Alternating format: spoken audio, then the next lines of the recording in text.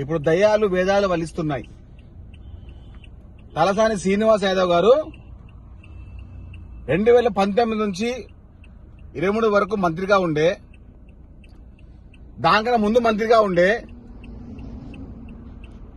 సికింద్రాబాద్ నియోజకవర్గానికి కానీ ఇప్పుడున్నటువంటి శరత్ నగర్ కానీ ఆయన మంచి చేసిన పాపన పోలేదు. ఇప్పుడు నీతులు మాట్లాడుతున్నారు. గత 10 ఏళ్లు బూతులు మాట్లాడి ఇప్పుడు నీతులు మాట్లాడుతూ ఉన్నారు. తలసాని శ్రీనివాస్ యాదవ్ గారు, మీరు రేవంత్ రెడ్డి గారి గురించి మాట్లాడే అర్హత మీకు లేదు.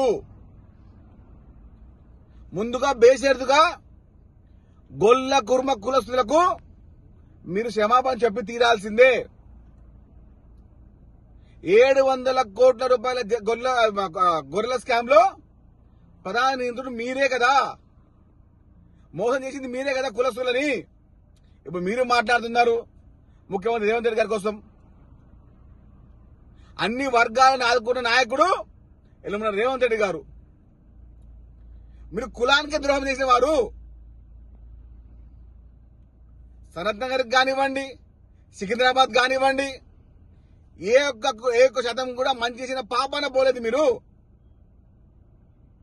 కాబట్టి తలసాని శ్రీనివాస్ యాదవ్ గారు, మీరు సికింద్రాబాద్ కి సనత్ నగర్ కి పట్టిన శని, పట్టిన చీడ, పట్టిన పీడ. ఎప్పుడైతే మీరు గెలుస్తూ ఉన్నారో అప్పుడు ఈ ప్రజలందరూ ఎంత బాధపడుతున్నారో మీకు గత ఎన్నికల్లో, వచ్చే ఎన్నికలు తెలుస్తుంటది. కాబట్టి రేవంత్ రెడ్డి గారి కోసం మాట్లాడే నైతిక అర్హత లేదు, ఆ స్థాయి కూడా మీకు లేదు.